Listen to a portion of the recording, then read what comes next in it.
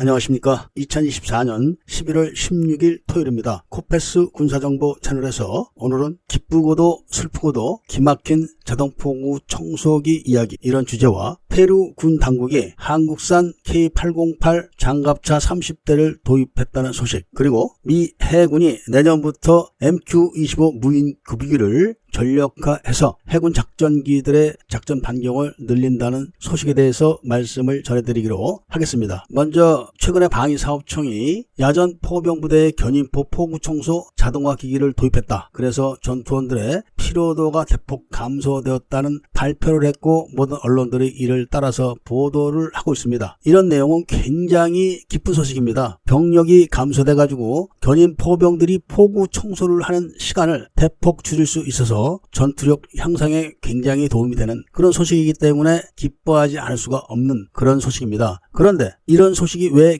슬프고도 기막힌 이야기가 되느냐, 이런 내용도 우리가 알고 있어야 되는 겁니다. 지금 방사청이 자랑을 하고 모든 언론들이 띄우고 있는 포구 자동 청소기가 개발된 시점이 언제냐, 바로 2008년도입니다. 그러니까 지금으로부터 16년 전의 이야기입니다. 썸네일 사진에 있는 포병 병사가 포구를 청소하는 사진은 입고 있는 군복이 민무늬 군복입니다. 그러니까 거의 호랑이 담배 먹던 시절에 이 자동 포구 청소기가 개발이 되었는데, 포구 청소는 견인포만 하는 게 아닙니다. 자주포도 하고 해군 함포도 합니다. 군대를 갔다 오신 분들은 포구 청소 이러면 대부분 다 아시겠지만, 혹시 모르시는 분들도 계실 겁니다. 그렇다면은 총기 수입을 할 때 꽂을 때라는 긴 쇠막대기 끝에다 헝겊에 기름칠을 해가지고 총구를 막 쑤시는 그런 병기 수입 장면이 떠오르실 겁니다. 사격장에 가서 사격을 한 다음에 총구를 들여다보면은 화약 찌꺼기가 많이 묻어있는 게 보일 겁니다. 그거를 제거해주는 청소를 하지 않으면은 다음 사격을 하는데 많은 지장이 있습니다. 그래서 사격을 한다면은 반드시 병기 수입을 하고 총구 수입을 하는데, 그 총구 수입을 할 때 꽂을 때라는 그 쇠꼬챙이 끝에 헝겊을 끼워서 기름칠을 해가지고 막 쑤셔서 깨끗이 닦는 거, 이거를 총구 수입이라고 하는데, 대포도 똑같은 현상이 있습니다. 그런데 대포는 크기가 크다 보니까 여러 병사들이 긴 막대기에다가 긴 헝겊 뭉치를